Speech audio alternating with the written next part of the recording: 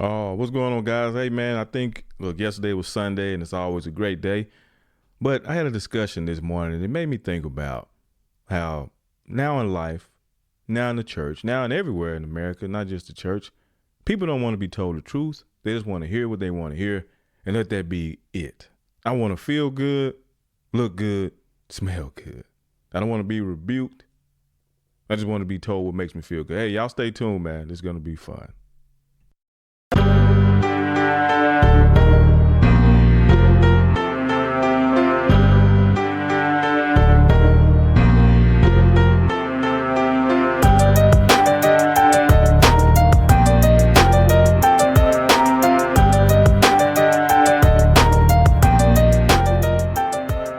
Oh man, hey, look, I think about life a lot of times. I hope y'all had a great weekend. I got to watch a few movies this weekend. I'm gonna talk about that at the end. Hopefully, if I can remember. Sometimes I get on a roll, and then I don't know how to stop. I just have to keep going. I keep going and keep going. But anyway, I just want to get to why I'm here, man. Why I'm here. I just thought about something. I feel like in life today, in church, in politics, everywhere, people want to be. They want to be part of something great. They want to be a part of something great, right? They want to be able to enjoy and be entertained by whoever they hear speaking, and that's it. Nobody want to be told the truth. You know, a lot of times in church when you hear a pastor actually come out and speak against things, he's really unpopular. It's like, well, who is this guy to be able to say that? When a politician comes out and tell the truth, it's like, what is this guy doing? What is his background? You know, we're going to crucify you when you tell the truth. It's all by design. You know, we all know that people don't like the truth. People don't like facts. People just want to hear what they want to hear, no matter how blind they are. Even they say, just blind me anyway. We say that. We want to be blind spiritually. We want to be blind. Some of us say, I just don't want to see anymore. What insane person says they don't want to see if they have a choice? I want to be able to see. I want to be able to see where I'm going, know what I have, and know what I'm doing, my purpose for it. Don't leave me with the lie. You know, don't let me live in lies. And I think that's what we have in America. For the sake of feeling good, we'd rather be led in lies. We'd rather be just not edified. We don't want to be fulfilled. We just want to walk around and say life is good and forget that life is hard. And we forget that life has a lot more to offer than just making you feel good. Because just feeling good doesn't do anything for you. If we just want to live to feel good, guess what we're going to do? We're going to eat ourselves to death. We're going to drink ourselves to death. We're going to have sex like no other. We're going to do everything that can kill us, right? We're going to do what feels good to us most of the time.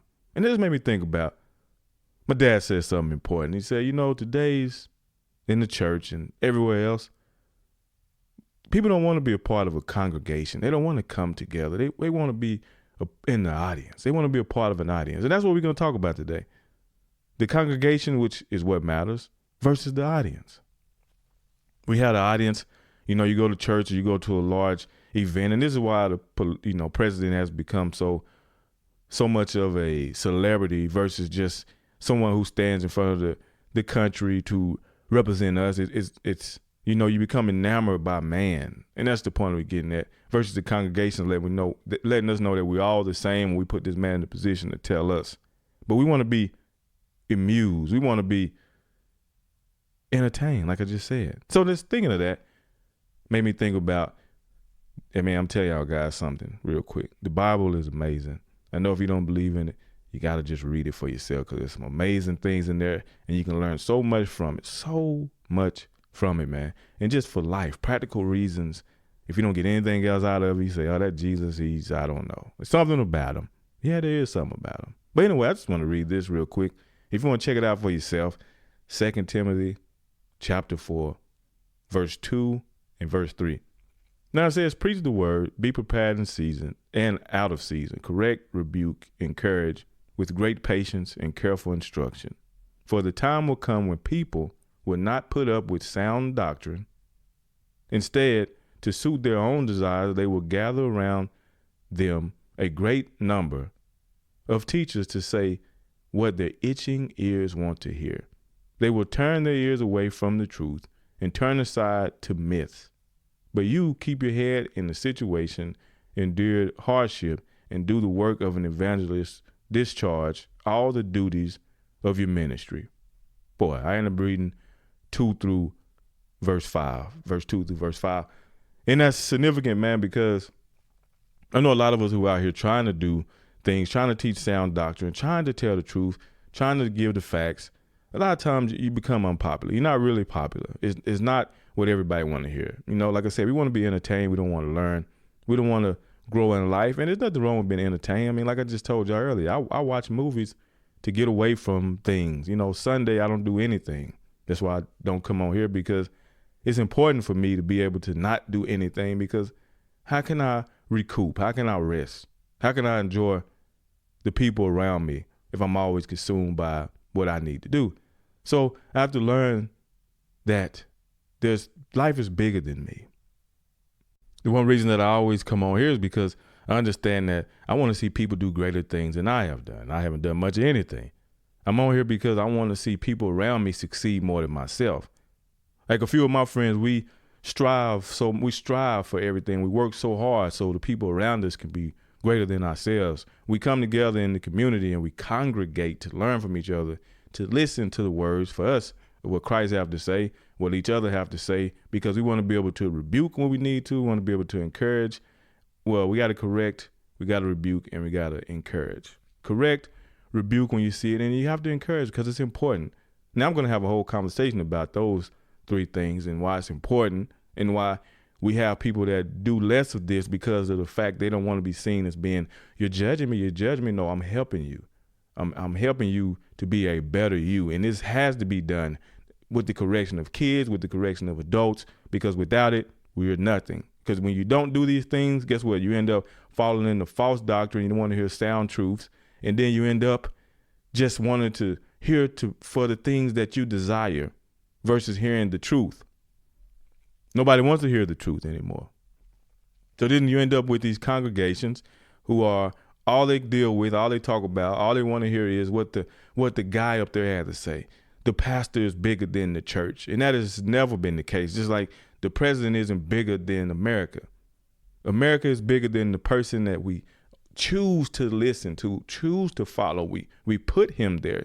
In the same way we put him there, we can remove him. Now, there's a process. In politics, you have the right to vote, to remove people from office. You have the right to impeachment. You have the right to do things when the leader that we've selected, that's what you have to remember, selected, has done something that is lacking of integrity or whatever the case may be. If we start listening to people for the point of being entertained, as we're part of an audience, as if we're watching we're sitting in a theater and watching a play, or we're sitting in the movies and watching these people on the same thing on the screen. We go to football games. We see this to be entertained. We want to be entertained, but that's not what life is about. Life isn't about being entertained. See, that's where we get twisted in life. We think it's all about feeling good, looking good, and like I say, smelling good, right? We think it's just about life should always be happy. That's what we see on social media, which is why I think people have digressed. And you're starting to see, as much as social media is growing, you're starting to see a pulling away from it because it doesn't represent real life. And see, when you go to church, when you go to these places, when you're dealing with politics deals with our real lives. It's important to have somebody there that's going to really affect our lives, to protect our rights and do all those things. When we start having people that do not want to do that, then it's time to move on. Just like in a church, if a pastor no longer, if you start seeing things that are detrimental to the church, then we got to remove them. We got to move on. And sometimes you don't have to just remove them. You just turn the other way and go to somebody else, and they'll just fall apart if they're not doing the right things, if it's not sound doctrine. That's the great thing about America. That's the beautiful thing about this Bible. It's sound. The great thing about the Constitution is sound doctrine. It's something we can use to base everything that we do off of. Because look at it. It's been over 230 years now that we've had the doctrine, and it's allowed us to grow as a nation. It's allowed us to have allies. It's allowed us to develop to be the wealthiest country in the world and be the example and the light on the hill for the rest of the people. You see, when you just entertain, you turn off your light just to listen to someone else. When you don't study, you're turning off your light to to gain knowledge for the sake of just listening. See, congregations are there just like a classroom setting to learn from one another. Hey, what do you think about this? What do you think about that? What did the Bible say? What did the politicians say? If we see, now we've become so divided that we can't even sit and talk about our differences because we're stuck on our differences. When we're stuck on not hearing the other person's differences and why they believe what they believe. See, communication, the point of using the interpersonal skills is to help us grow so we can have a better understanding of ourselves and one another. Sometimes I gain the greatest understanding of myself by putting myself in a room with other people who are different than me. Then I can see, what kind of person am I? Do I get anxious when I'm around them? Do I get angry when I'm around them? Do I listen as a student when I'm around them? Am I here to gain knowledge, or am I here just to beat them down with what I believe? All these different things you can learn in a group. It seems like you can learn a lot about yourself. I know everybody's focused on themselves and the best me and living your best life and your truth, and none of that really matters, because what really matters is being the best you is being the best servant you can be for somebody else. Now, I know there are people that don't believe that, because they're like, why would you sacrifice your own self for the sake of other people? It's so contrary to what living your life is all about. But that is the greatest part of us. That is the best part of being in a congregation, a community, in a family, having a great household, is because you're sacrificing yourself for the greater good. That's why people are always baffled by love. How can that person stick around? How can this person do that? I can't believe he or she put up with that. Because it's not always about understanding. Love sometimes is so far, it is above our comprehension a lot of times, and we do our best to express it, and then our best expression is still not good enough, if you see. Now, this is one thing I have to remember. This is one thing y'all have to remember, and I have to keep in mind when I'm talking about this thing, is that not everybody is where you are when you're talking about things. Some people are just happy with living life, just being taught for the sake of hearing what they want to hear. So we got to make sure that we don't do this, because when you get to that point, the next step is you turn away from truth. You turn to things that you concern yourself with, aliens, all those things that don't even matter in the grand scheme. If there are aliens out there, great. We'll hear about it when it's time. But right now it's about truth and sustaining humanity. And when we start turning away from truth, humanity continues to crumble. If we focus on chasing ghosts like myths, what is the point of that when we have things that are sound to help us grow? You know, we have people that just dedicated on the History Channel, just dedicated to things that don't even matter. There are aliens out there. You have angels and all these things that exist, if that's what make you feel better. But what's important is what we have in front of us, and that is sustaining humanity. If people aren't focused on humanity, then what are we doing? So I understand people's feelings towards the environment, but it's not everything to me. I understand people, their importance as far as animals, but it's not important to humanity. The thing that's important in humanity for us to be able to do those other things is to make sure that humanity is in line with what they're supposed to be in line with. We shouldn't be chasing things that really are irrelevant. What is irrelevant is being edified, being told the truth, being loved and respected. We can't respect animals. We can't respect our environment if we don't first respect one another. And that's what I'm always focused on. So when I hear people dedicated to the animal because that's all they ever had, I get it. I feel sorry for them when they lose it. But guess what? You can get another one of those and give it the same name if you want to. Seen it on Duck Dynasty. He said Bobo 1, Bobo 2, 3, 4. However many Bobos, it make her feel good because you still have Bobo. The memory of it. But when we lose humanity, when we lose people, you can't replace them. You can have a baby, but it never will be, and even animals, they don't even act the same. But they'll never be what you once had in a human being, because one thing about life, and a lot of reasons why we just want to be entertained and want to just live life, is because we know we're going to leave this earth. And when you're gone, you're gone. So I have to make sure that we understand that we continue to live in a community, a congregation, and we don't just walk around as an audience, being fooled and hypnotized by the words of people in front of you. Now, not all pastors, not all politicians are there to try to hypnotize you, but those that are, you got to have discernment to be able to see them. Because if they're leading our people in the wrong way, if they're leading them down the path of destruction, and let me tell you, all they can do is tell you, but you have to choose to follow the destruction. So you're still going to be accountable for your own actions. All right. So we got to make sure we know that. Well, they made me do it. No, you made yourself do it. You could choose to, even if it costs you your life or costs you a limb, you can choose to not do it. So I just want to let everybody know, let's make sure that we remain in the congregation, we remain together, and we keep that mindset and understand when you get into a place and it's an audience and it's not the time for that, then you got to remove yourself and the people that you care about.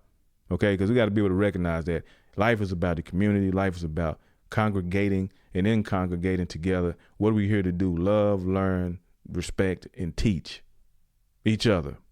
So we got to continue to do this work because it's hard. People don't want to hear truth. People want to hear what they want to hear. And in that, you're going to have hardships, but you got to keep working because it's my duty, as I talked about before. It's my duty to do this. It's my duty to talk to y'all. It's my duty to want to see minds open and focusing and have our minds focused on what's important.